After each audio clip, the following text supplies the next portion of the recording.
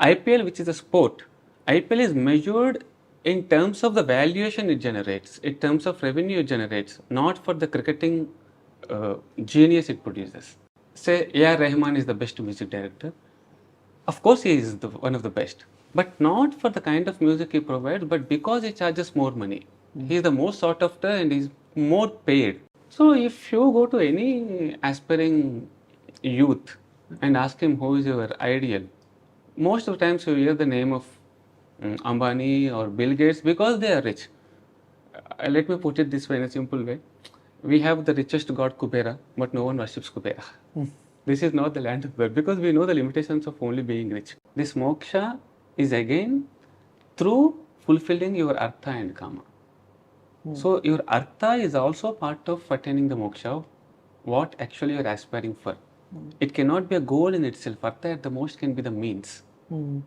So money as a tool instead of being a goal.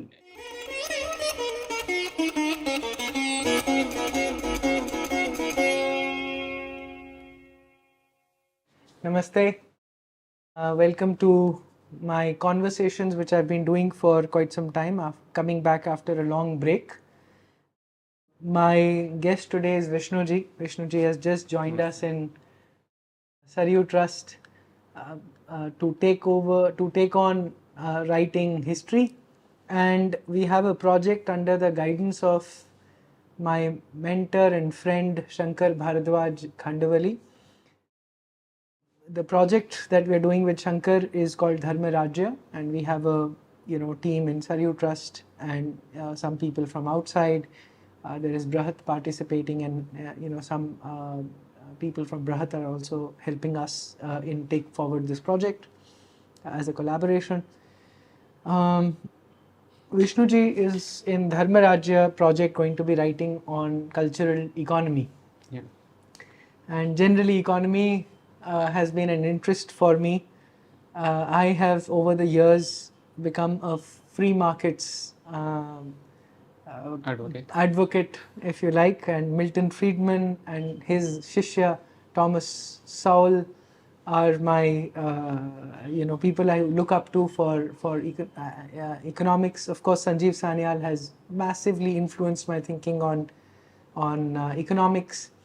So we'll cover hopefully some of these subjects today with Vishnu ji as we start off. So Vishnu ji, first question: what is really the endeavor of Dharmarajya, for if you share with the listeners? Dharmarajya, if you put it simply, designing a state where state enables the people to fulfill their potential rather than state defining what a nation should do. So it becomes important in the present context because we have a state, we have a state and a state document which instead of reflecting the will of the nation, which actually defines how a nation should run. So 75 years into the independence, we have seen the results, and in fact any system for that matter after in operation for a while take stock how it is performing, how it is doing, and makes necessary corrections. But unfortunately the kind of documents we have created post independence some of prevent that activity. So this entire Dharmarajya project is an attempt in that direction where we can revisit how we fared in the last 75 years, whether there is something that needs to be corrected, and course correct. You can call it a course correction and forward-looking document. Thank you. For the listeners, I'll elaborate a little bit of my understanding of Dharmarajya, and Vishnu ji, please correct me. So Vishnu ji spoke about the fulfilling the potential of people. The worldview where Dharma comes from is that we are all born to fulfill in an endless journey of life and birth. We are born to express something in this current body, via this current body, some leaning, some proclivities, and the only purpose of society and a state should be to allow me express my proclivities, my leanings, whatever would be evolution and growth for me. Exactly.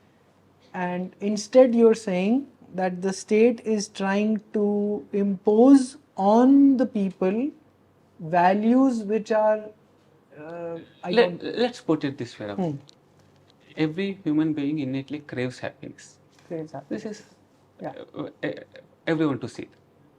But what actually the way, whether state's role is to make everyone happy or enable people so that they can become happy by themselves. With their own endeavors, Exactly. own Purushartha. As it stands today, state has taken up the responsibility of seeing to it that it is my responsibility that I will provide roti, kapda, makan to every individual so that they will be happy. We are not yet clear whether roti, kapda, makan will make an individual happy, every individual happy. So certain assumptions that are not well founded have been made in the state policies, documents, theories. So as a result, we ended up today wherein all this needs to be re-looked upon. Okay, nice. So state's goal is not to ensure that everybody is happy in whatever definition it has for in its own vision of what happiness may be, which by the state's definition is perhaps roti, kapda or makan. There may be more to happiness and self-expression. See, Rahul, let me put it this way. Most of the policies or theories are based on certain assumptions. First theory evolves, then it is put into practice. So, the kind of assumptions the theory is made.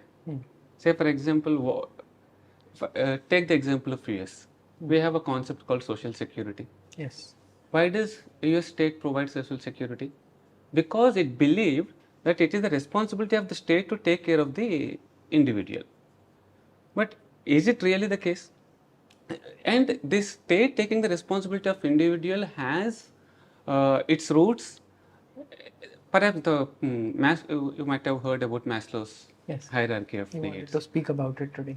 Okay, he is one of the perhaps closest who came to our thinking, Indian way of thinking. Then there he lied down.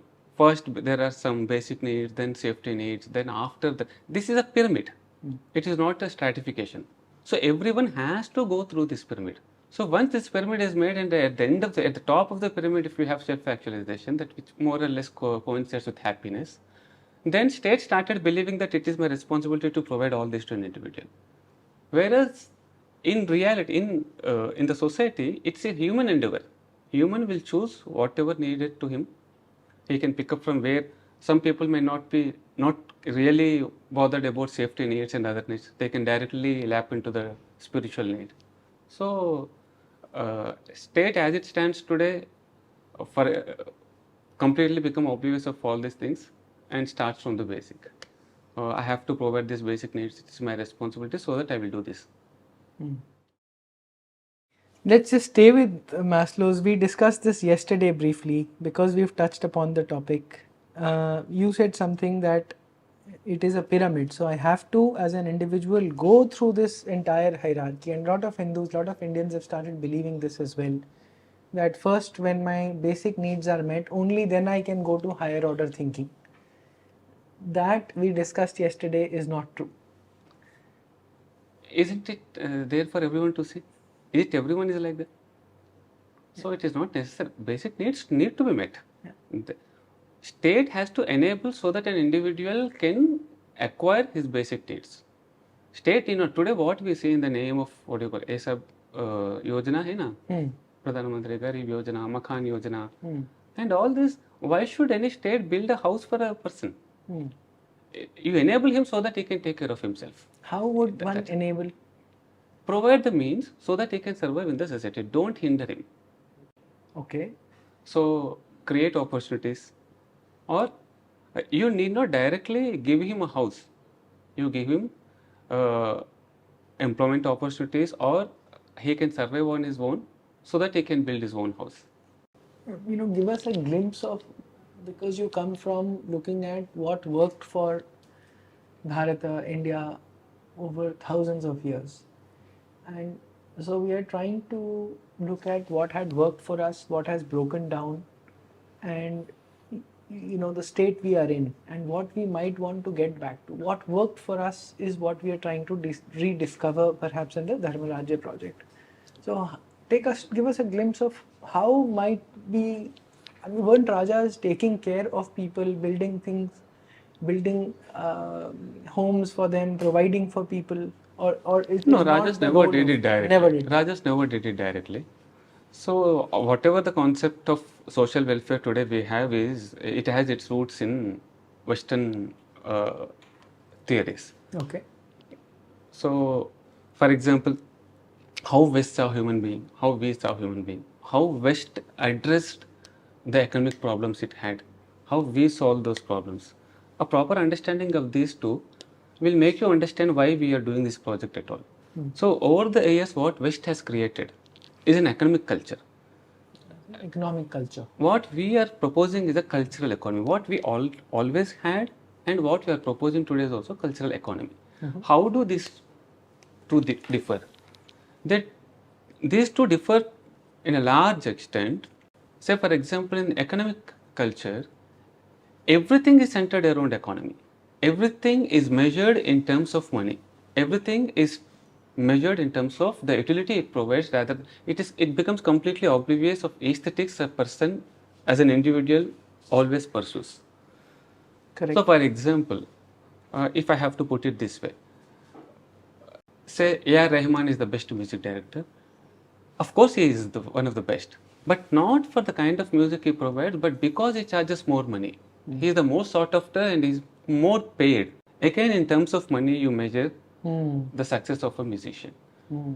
And temple is a revenue generating source. It is not a cultural enriching center anymore. That is how you pit one Shirdi against the Tirumala and how much hundi is this collecting. IPL, which is a sport, IPL is measured in terms of the valuation it generates, in terms of revenue it generates, not for the cricketing genius it produces. So every aspect of life has been measured only in terms of money. Entire countries, entire people, Exactly. judgment, everything on how much you earn. If you are successful, then you should be rich. Only rich are successful. So if you go to any aspiring youth and ask him who is your ideal, most of the times you hear the name of Ambani or Bill Gates because they are rich. Let me put it this way in a simple way. We have the richest god Kubera, but no one worships Kubera. This is not the land of God because we know the limitations of only being rich. But unfortunately, it has been imposed on us. Whereas in cultural economy, your economy is a byproduct of the culture you create. If I have to give an example, you build a temple. Around temple, there is lots of economic activity. Most of the people find their employment. They lead their livelihood. And similarly, you create so many festivals. No other civilization celebrates as many festivals as we do. And every festival is an economic activity. So, in a cultural economy, you build a culture, your focus is more on culture, your focus is more on enabling an individual to fulfill his potential. And as a result, the economy comes out. Whereas in economic culture, your main aim is to, so even today, a country's performance is measured in terms of GDP. We are aspiring $5 trillion GDP.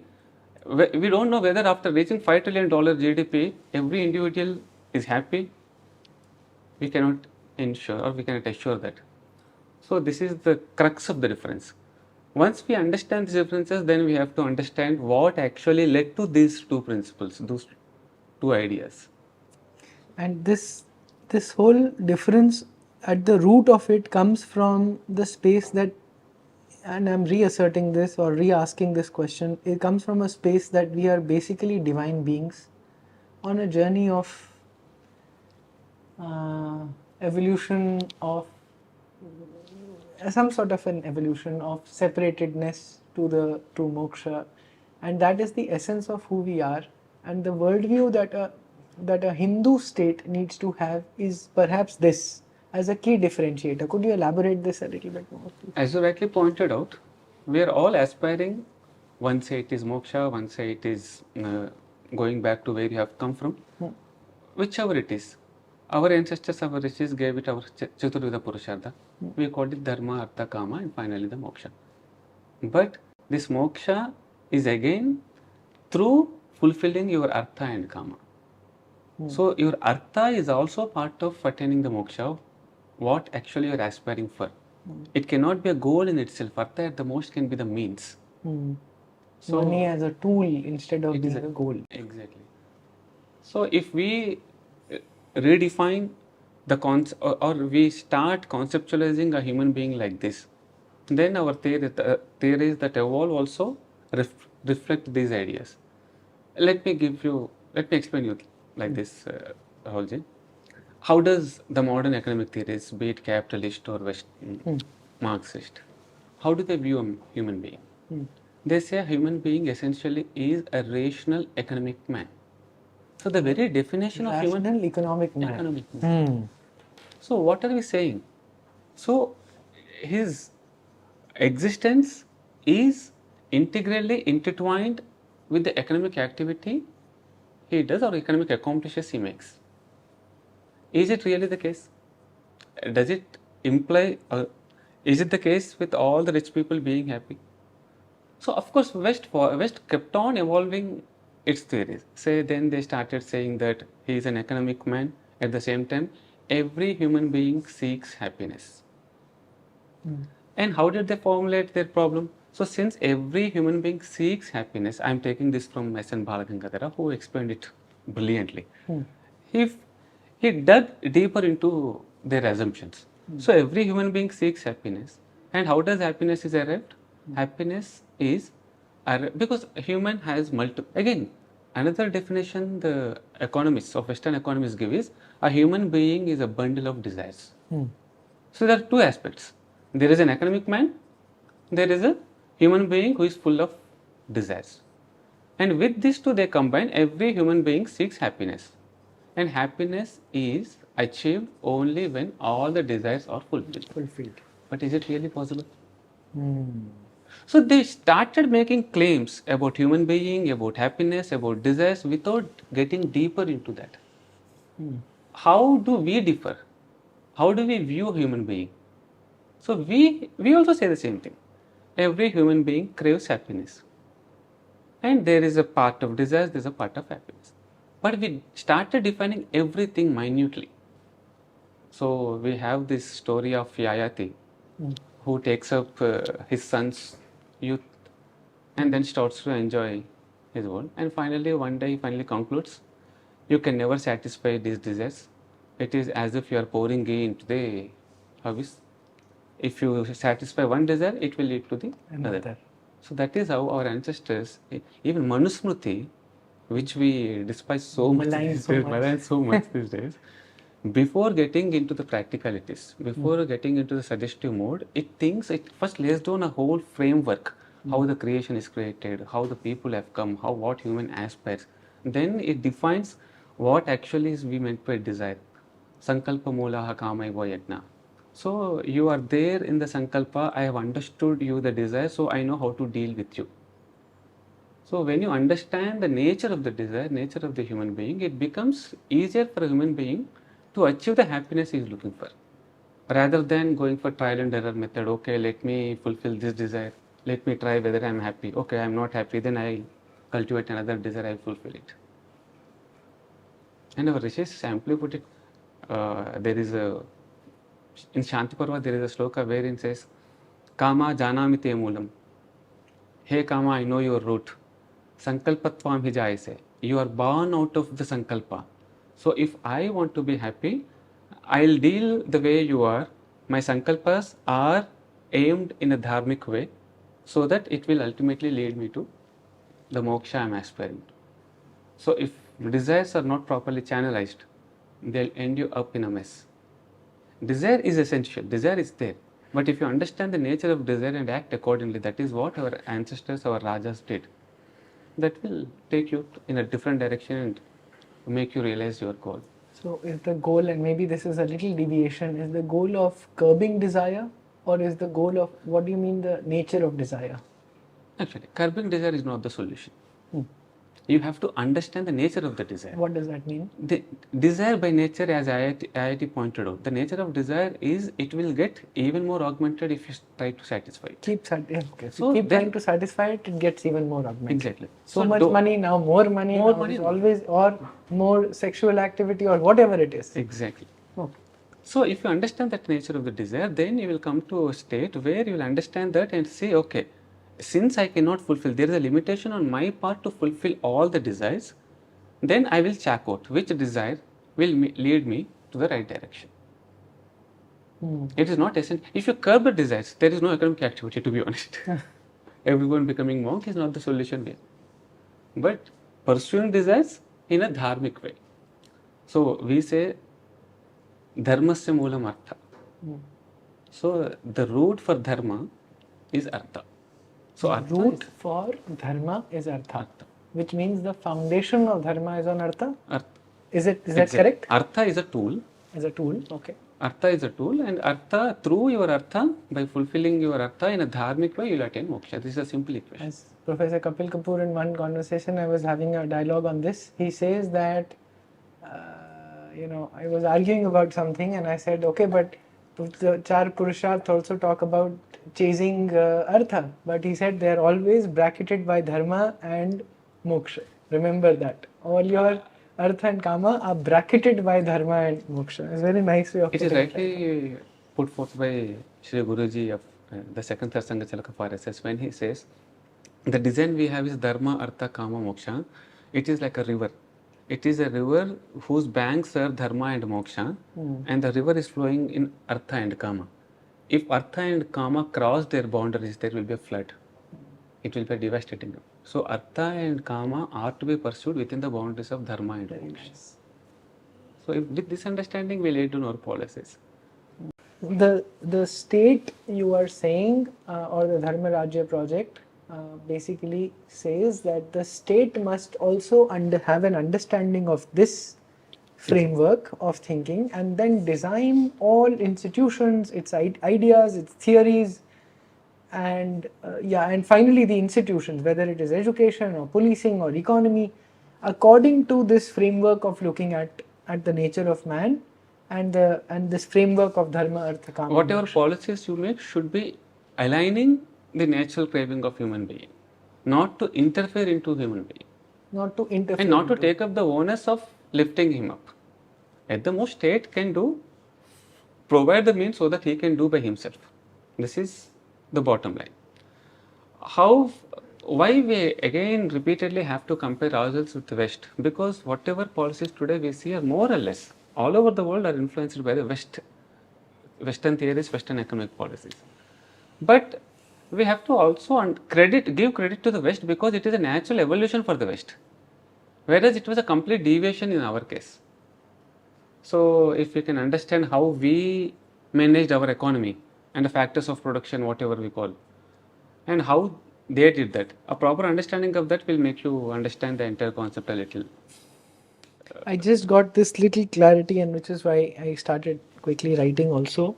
I've been a big fan over the years, become a big fan of, starting because of Sanjeev Sanyal and leading up to Milton Friedmann. And of course, Sanjeev Sanyal is not a very big fan of free market economics as defined by Milton Friedmann. I don't quite understand it. My understanding of economy, it's very interesting, but it's also very nascent. But I just got this insight. The Friedmann thinking is about almost very similar to what you're saying, that the state's responsibility is not to uplift people, it is not to provide for people, just get the state out of the way.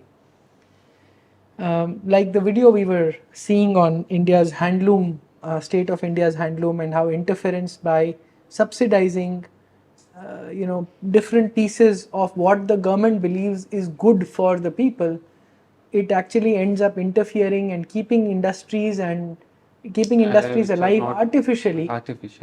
Yeah, just so that they don't die, because it feels that it is its responsibility, and all good intentions. And like Friedmann says that road to hell is paved on good intentions. on a road of good intentions. So what the difference that insight came to me is that on one side, Friedman is saying free markets allow businesses, economies, industrialists, people, and the competitiveness of business figure out the welfare of people automatically. It is an automatic outcome, he says, because of market economics, because of competitiveness. Market operating on its own. On its own, without government interference. What you are, I think the key distinction you mentioned is the creating culture, which in one earlier conversation I know you mentioned during your earlier talk on history of India, on invasions on India that you've done for us at Sangam Talks. You talked about that the invaders were only after destroying our civilization, but our kings were also responsible for not only fighting them but creating our civilization. Exactly. That was very powerful, but I don't quite understand that, and I'm trying to connect that dot of creating civilization and creating culture. Am I drawing a good conclusion? Yeah, of course. Or the connection? That's a very fair point in the sense that whoever attacking us, they had only one mission, to conquer us, and it is a military machine. Whereas on the other hand, our kings had to take care of its subjects. So building economy, building civilization, and protecting its people. All this is happening at the same time. They were fighting with the enemy. Yeah. Coming back to what Milton Friedmann said. Yeah. Milton Friedmann, I haven't read much about him, but going by whatever he said is right. State has got no business to interfere in the lives of the economic life of the at least. Let markets take their own course. This is what capitalism more or less ideally preaches in principle or in theory. But is it the case? I mean, that's what he argues for, that it is not the case, and he continues to argue for that only, that the government has to get out of the way and government should be limited to only defense, law and order, policing, and perhaps he says managing epidemics. Those are the only 2, 3, 4 activities he talks about. He says it must get out of the way. How? I mean, of course. Now compare this with how our Rajas, how our state dealt with economy. Okay. As I said, there were 2 pillars of the economy in our system. There was Raja, who was protecting all his subjects, which includes Vaishya community, who was creating wealth. So Vaishyas were bestowed with or given the responsibility of creating wealth. Raja is just supposed to protect them. And what were these Vaishyas supposed to do with the wealth they created? So if even today the practice is there. They used to build temples. Yeah. They used to engage in dharmic activities, which again creates an economic cycle wherein people are employed, where people get employment, where people engage in business. And there is very little chance of these 2 coming together because the other 2 sections are also there, Kshatriya and Brahmana and Shudra, production class as well as the knowledge class. What is happening in modern day capitalism is there very little checks and balances, very few checks and balances between the ruler and the business class colluding. Are we not witnessing that? There are very few checks and balances between? In the new system, the modern system. Between the politician and the ruling class, state and the business people. Are we not witnessing this? Very few handful of business people in America dictate the policies around the world. So this would have been prevented in the Dharmarajya. How? Again, the clear-cut responsibilities assigned to each of the classes. The king's role is to protect the Vaishya, and like Sanjeev Sanyal says, Chanakya writes in Artha Shastra, to not let Matsya Nyaya happen. Law of jungle. Law of the jungle. Not let that happen. So the big fish is eating small fish, and that is the only role of a Raja. Exactly. And then the Vaishya community is figuring out all economy on its own, basically. Not just Vaishya community, and they are in connection, in complementarity with the production. With the production, with the Shudra community, which of course Shudra term has become much maligned, but of course it is not the. It is as sacred as Brahmana is. As sacred as Brahmana is. Yeah. Okay. So the Vaishya and Shudra communities are driving the economy and the cultural economy, all of the work of art, temples, construction, building, metallurgy, all of this is being driven by largely by these two communities. And the king, the Kshatriyas, are not getting influenced by The business the people. business people, By the business because they have their own objectives, their own guilds, and they're driving it. They forward. went overseas, they were doing business. All the Raja was doing is to protect their assets from external attacks as well as internal attacks from the thieves. That is what he used to do. Set the law and order in place so that everyone can pursue his goal freely. Very nice. And there they were influenced not, or they were trained to be influenced not by money, but by the Brahmanas, who are actually giving them a higher pursuit to chase. True, very true. For both the people, even the Vaishyas and Kshatra, The the higher goal is already clearly stated. Clearly stated. Vedanta go brahmanasya kshatriyo vijayi bhavet vaishyo dhana samruddhatha shuddha sukamavapniyat. What does it mean? This is actually the falashruti of Vishnu Sahasranama. More or less, this is what people aspire for. Kshatriya always needs to be Vijaya. He needs to conquer. He will win over the territories. So his and nature establish is that to win win. and fight and war. Whereas Brahmana is after Vedanta, whereas Vaishya is after wealth creation, Shudra is after Sukha. They want to be happy. And all these four automatically happens when Raja or all the four classes do pursue their goals without any fear. And setting such a fearless environment is the duty of the Raja. There ends his business. So in this worldview, the providing for, firstly, this whole notion of oppressed classes falls apart. I mean, it doesn't even exist in the framework of the Can I interrupt Chaturvarna you, system. Rahul? Yes. See, since you talked about this oppressed classes, social Yeah. order and everything, again let's go back a little into the history of how the West solved its economic problems and how we solved it. Let's go back, repeatedly go back to that place. What are the economic factors that we have to address? Basically, let's assume there is a manpower problem. That is what actually, even today we find, we are searching for the ways how to bet it to the effective use, most effective use. So how did the West evolve? In the ancient times when there were Greek, Roman civilization, there were slaves. So slaves were completely, we all know the kind of atrocities that were, that slaves were subjected to. But then from slaves there was resentment because people can not live in longer in slavery. So there was resentment. Slaves or serfdom, just Then but the from order. slaves to serfdom.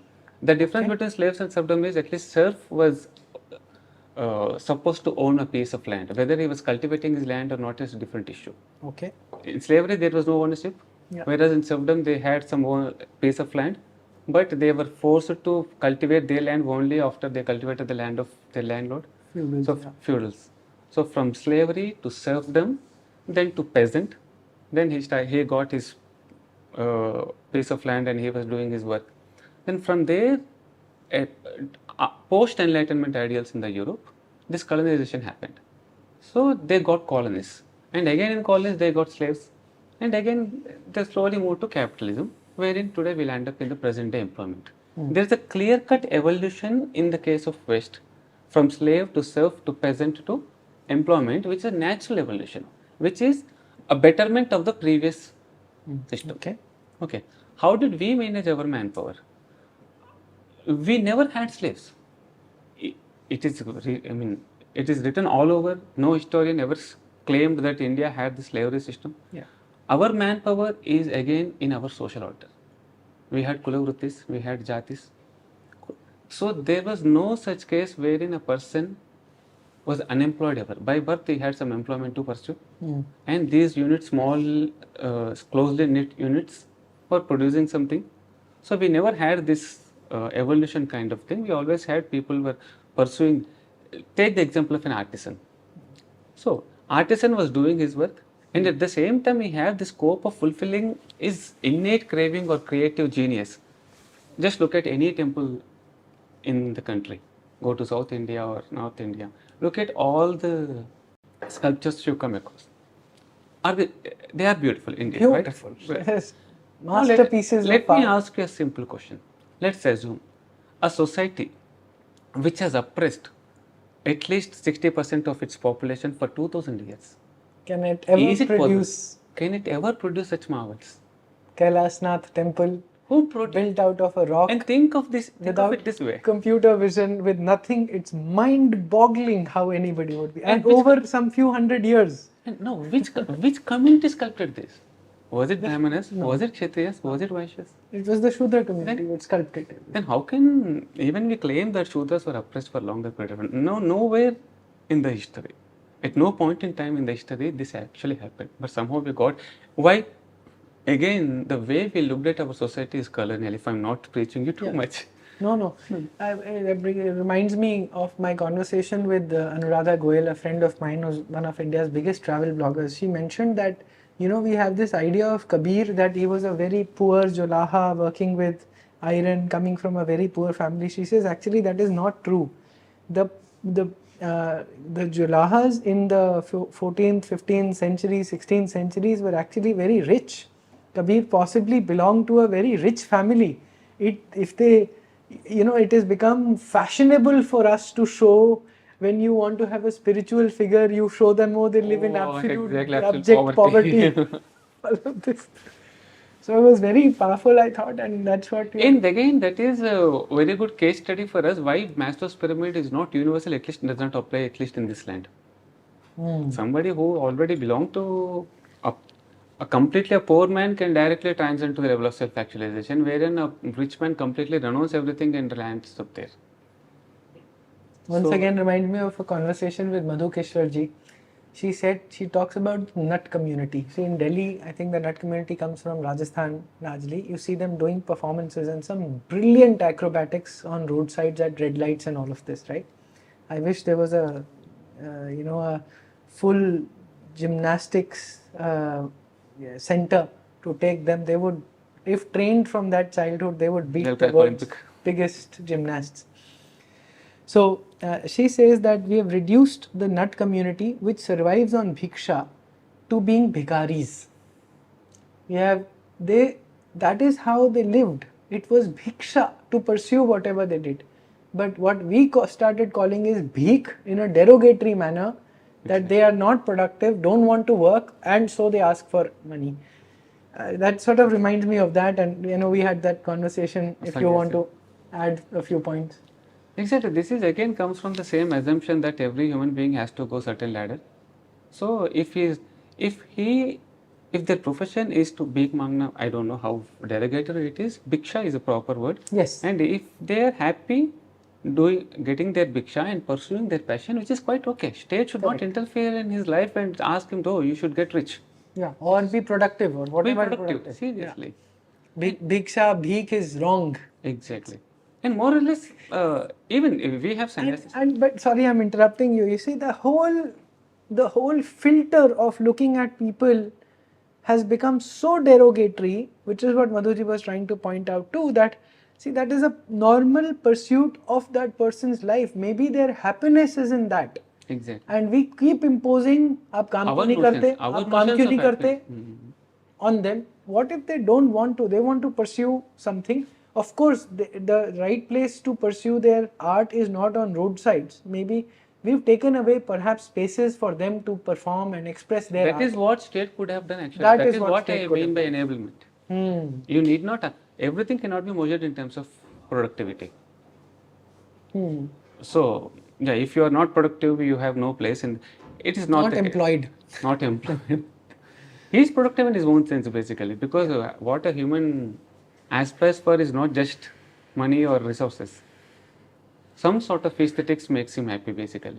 Yeah. So the discourse on aesthetics is completely missing in the modern discourse basically. Yeah. Everything is utilitarian.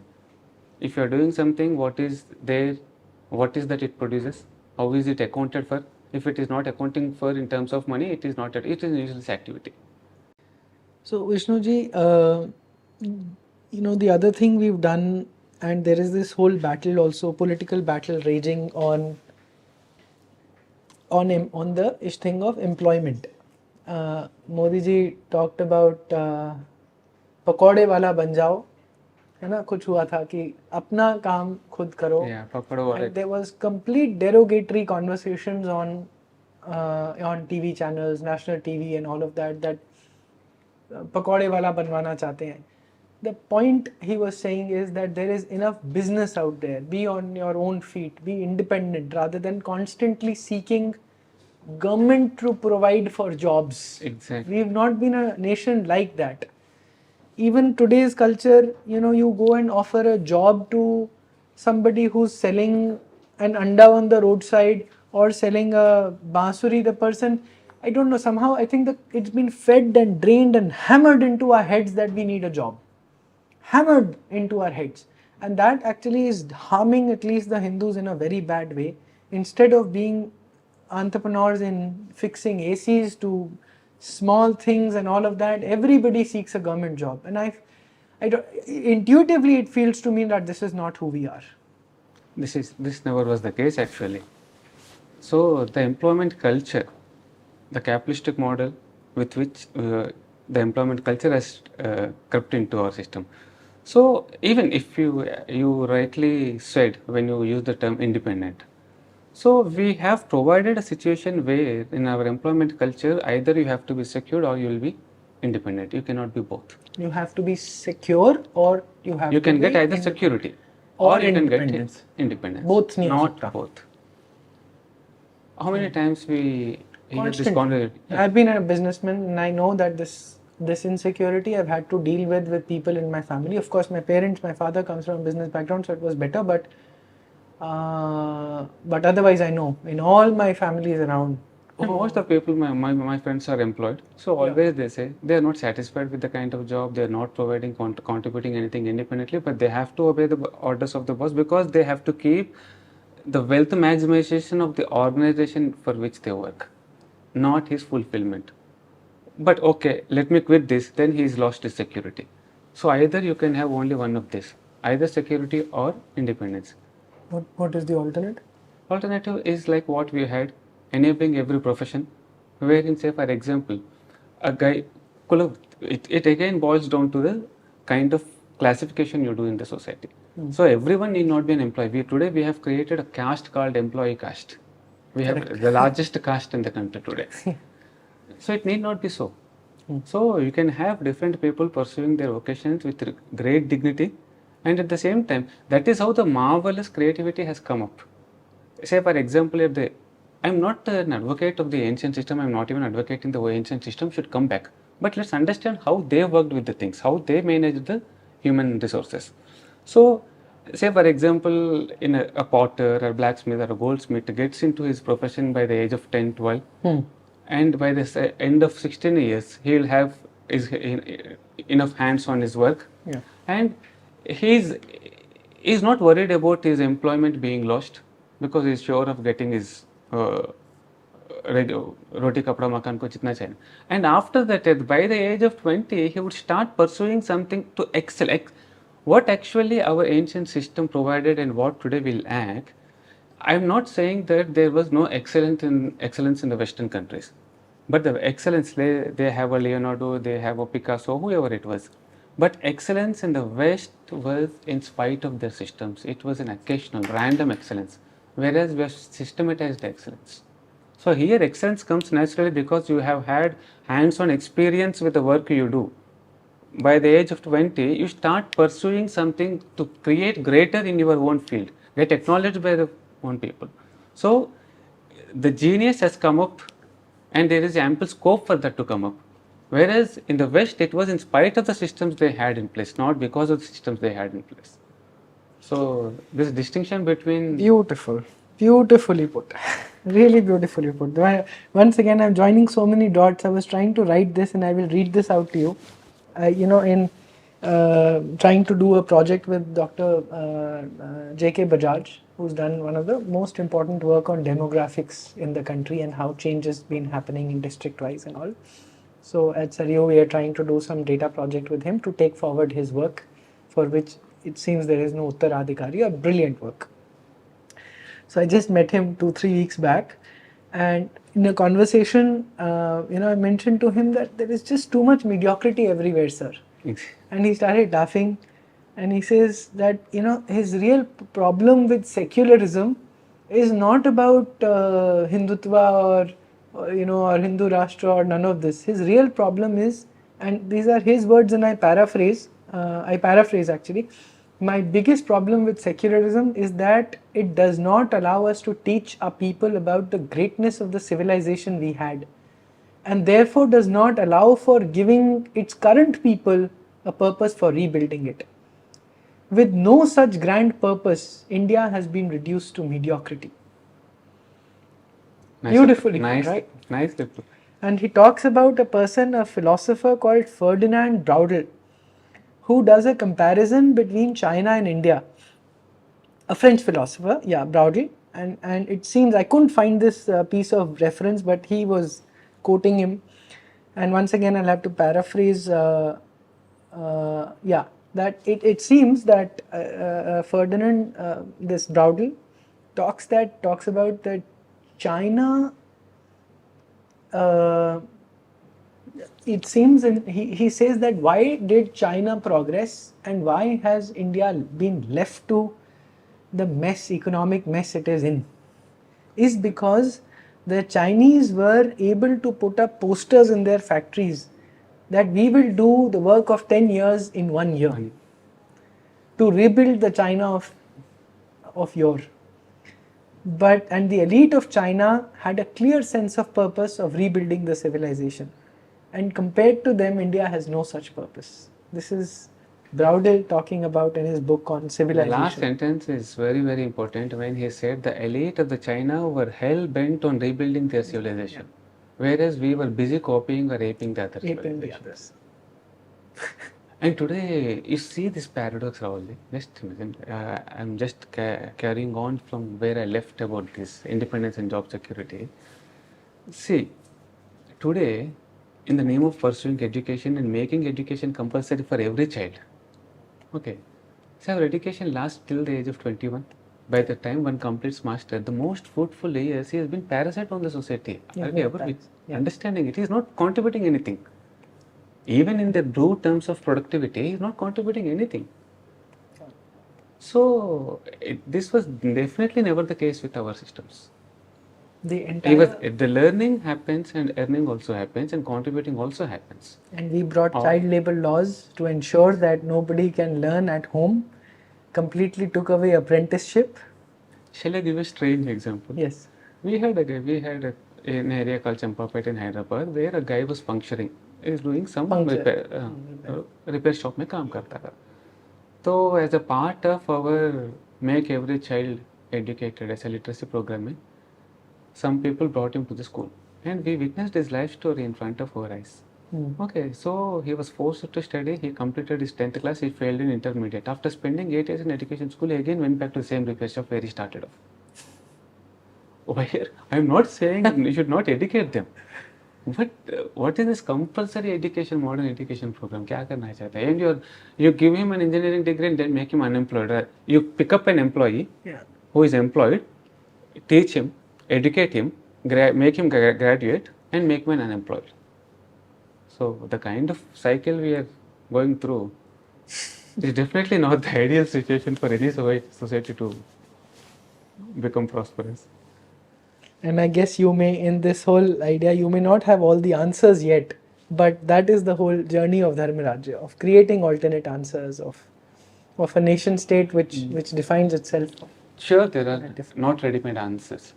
But what we do have today is wonderful models. Let me put it this way, it is not that we are not even a functioning economy. We are a functioning economy. We are doing well in spite. We are the only country who withstood the deadliest of recessions in the recent past. Isn't it the case? Yeah.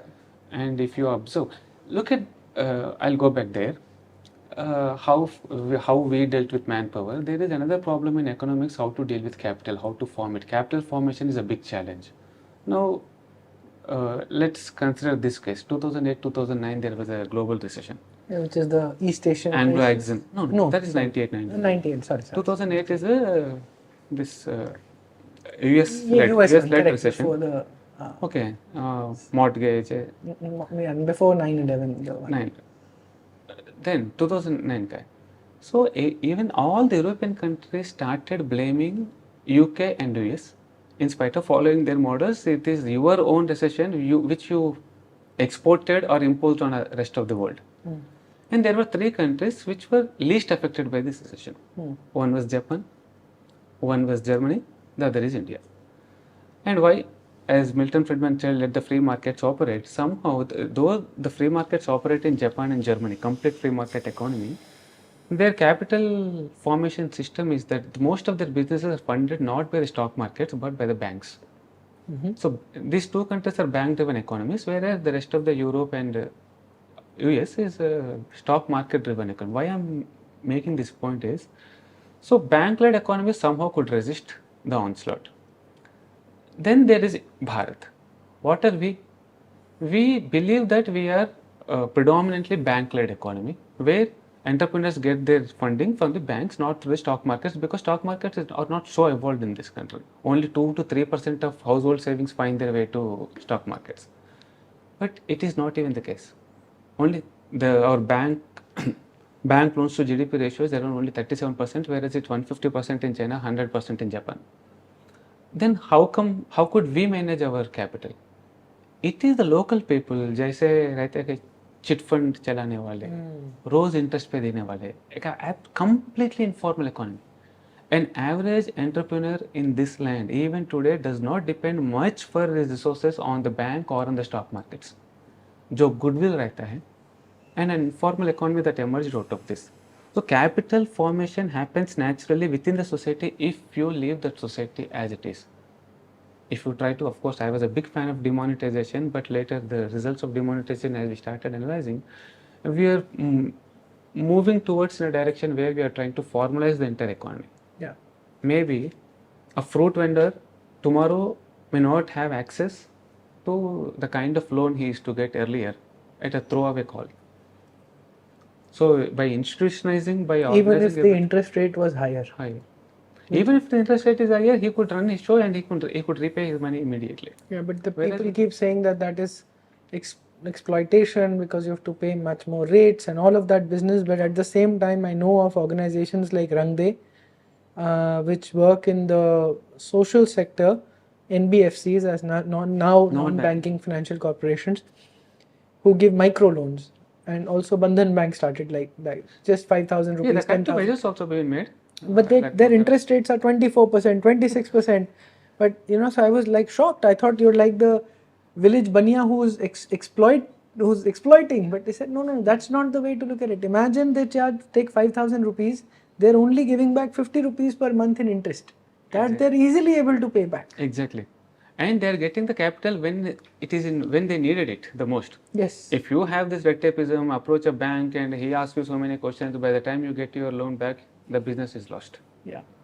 So it is always a trade-off, but the way we form our capital, and one more capital, today the entire world is talking about MSC, Sorry, now I'm multi-social saying capital. that they will now have to, what we are creating is an alternative baniya of the village baniya in a centralized India-wide organization called Rangde, or maybe there are 10 more of them, but by killing the informal economy, you've taken the village funder, whoever funds out of the network. Exactly.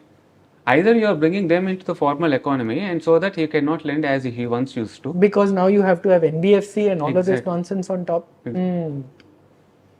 So this is how capital is managed in this country. Every aspect of economy was properly managed in the Dharmarajya.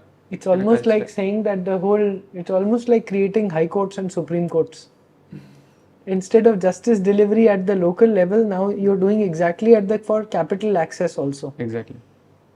You're delaying the process, you're making it more cumbersome so that he doesn't even pursue setting up a business. I never looked at it like that. This is not the story which is ever told to us. The story that's only told to us all the time is of exploitation and all of this, right? In all Hindi films from the That is the reason why I repeatedly use the word Dharmic Vaishya. Dharmic Vaishya is quite, because he is also scared of the Papa and Pun. We always have this Daiva Bhakti, Papa Bhiti, whereas it is the reverse in the West. Say that, help me understand. What in our culture, what we have is Papa Bhiti.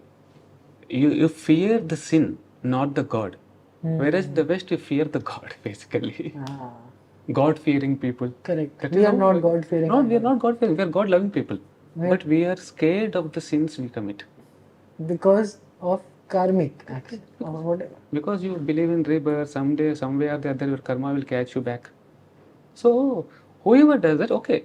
It is not even adharmic to get some interest for the money you lend. Correct. And you are helping him when he is in need and you are getting back in return. And the same Vaishya who is maligned for charging so much exorbitant interest rates is the one also built temples and indirectly helping the economy. Correct. So we never understood this cycle properly and started applied blanket rules. As a result, we landed fear. And imagine if free markets were allowed to access there and non-government interference and creating artificial NBFCs and banks. Then while they may also exist, the local Vaishya who's a local money lender at a high interest rate is also allowed to exist without government interference. Of course. The moment he is allowed to exist, free market economics or competitiveness will make him keep his interest rate low. Even the borrower will go to the whoever is offering the best price. Less interest. Wonderful. See what brainwashing all of us have been through, including because me. we have not studied this properly, Rahul. I am not saying the entire discourse has always been happening how to make a particular policy successful instead of looking into whether that policy itself is good enough or not. We are in a democratic country, we are forced to make democracy successful instead of asking whether democracy by its nature is good or bad, at least to us. The same is the case with all the theories we imported. But at least let's put it this way, whether these theories did good to the countries which vouched for them, which practiced them, is it the case? They definitely did not. And what kind of societies they created all? Just imagine, I'll give you an example. These are the very people who preach us today, right? You have a very scrupulous social order system where one particular section is exploited by the other. And did we ever think into the roots of it? I mean, see, how we started looking at our own society is through the lens of the West. Because in the West, they also had this fourfold system. Just as we have Brahmana, Vaishya, Kshatriya and Shudra, they have the church, the king, the landlord, the peasant. There are 4 sections. Yeah. In India also we have 4 sections. Yeah. So the 3 sections are elite minority. There are very few people exploiting the majority. Yeah. The same might have happened here too. They looked at us. They looked at our society. The 4th class might have been exploited because it happened in our country. Our countries. Yeah. The same lens we adopted. And what actually, throughout their evolution, in spite of their evolution, how the West stood. I have read a book called Leo Huberman ka Man's Worldly Goods. Man's Worldly Goods. There he mentions 2 examples that sums up the entire story. And these are the people who are preaching us today how to behave civilizedly. Okay, there was an ad in a paper called Charleston Courier. This is not in 6th century, 7th century BC or AD. This advertisement appeared in 1828 in a prominent London daily, Charleston Courier, wherein a landlord makes an advertisement. I have a family. I have a family consisting of a woman 39-year-old, her daughter 16-year-old, her son 14-year-old. I have this family for sale. Interested parties can buy this either whole or piecemeal. So this is the kind of dominance, the kind of society they have created in spite of their evolution from slave to employee. Have you ever seen such cases in this land? And the kind of atrocities that have happened on the 4th class in those countries never happened in this country. And we could always create a happy society, but for some exceptional cases, exceptions can never make. Very good. We will call it a day here. Thank you very much for Thank you. talking to me and to the viewers and sharing the ideas of cultural economy. I feel a little bit validated. I was thinking, a little scared that all my new evolved ideas of free markets would be thrown in the dustbin. They are not. They sort of exist in parallel, I'm understanding, but in the context by the bracketing of Dharma and Moksha, if as Kapilji Exactly. says it, As the guiding forces. as the guiding forces, the two banks. And in fact, it has always been our idea. We do not discard the previous idea in order to build a new one. We build on what actually is there. That is how it happened in this country. If Sankhya is refuted, Sankhya is refuted, but most principles of Sankhya have taken as they are and built by Vedanta. So we need not discard the previous one in order to posit the new one. Very nice. Thank you very much. Thanks a lot. Hopefully you all learnt a lot in this. If any one of you want to participate in the Dharmarajya project, you may write to us at Sarayu Trust. There will obviously be a vetting process. It requires a lot of commitment, lot of reading of our texts, and this is not something that you do as a just volunteer as a side hobby. It will have to be really serious, and there has to be a level of academics, of pursuing academics and pursuit of reading scriptures. Only there's going to be a selection process for Shankarji to induct more team members into the team. So hopefully you'll enjoy these sessions. We'll do many more of these in the upcoming weeks and months, and keep building on these. Not only me, but the entire Dharmarajya team talking to each other, and hopefully a lot more of our people team members talking to each other for clarifying these ideas of Dharmarajya. Thank you very much.